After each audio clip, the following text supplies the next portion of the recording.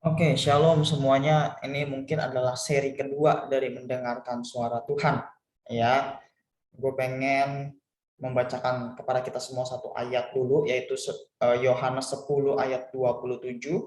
Yohanes 10 ayat 27 berkata bahwa domba-dombaku mendengarkan suaraku, dan aku mengenal mereka, dan mereka mengikut aku. Amin.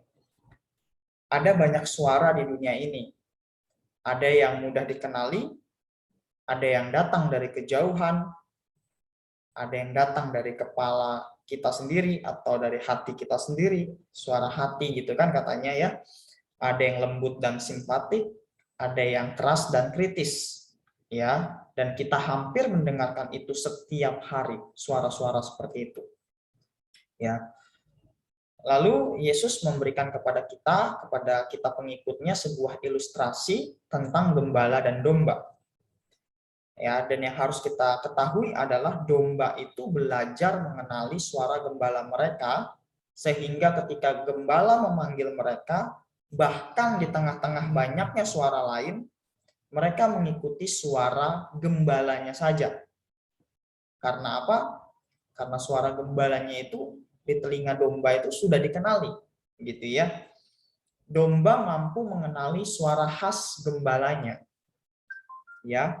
Dan ketika mereka mendengarnya, ketika domba-domba itu mendengarnya, domba-domba itu mengikuti, gitu ya.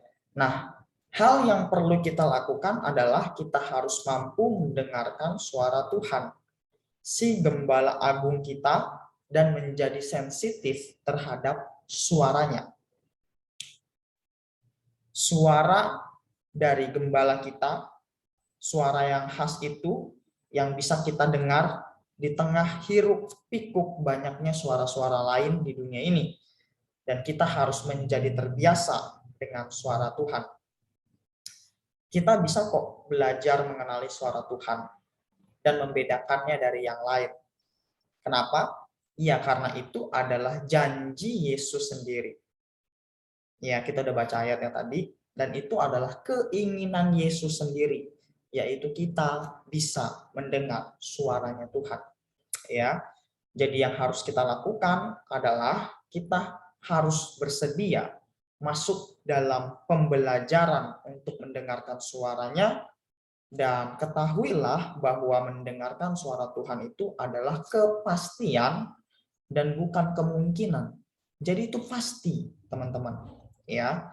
Dan ketika kita sudah tekun untuk mendengarkan suaranya, belajar mendengarkan suaranya lewat doa, lewat kontemplasi, yaitu adalah merenung, ya, merenungkan firman secara serius, secara seksama, ya, itulah kontemplasi, berpikir dan merenung tentang Tuhan secara seksama.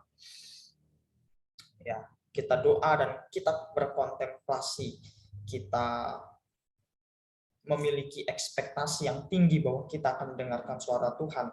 Kita memiliki kerinduan yang tinggi. Saya sudah bahas ini di seri yang pertama. Ya, dan pada akhirnya di suatu waktu di dalam kehidupan kita akan mendengarkan suara Tuhan dari hati ke hati, dan kamu akan tahu bahwa itu adalah suaranya Tuhan. Ya, jadi selamat mendengarkan suara Tuhan. Tuhan Yesus memberkati.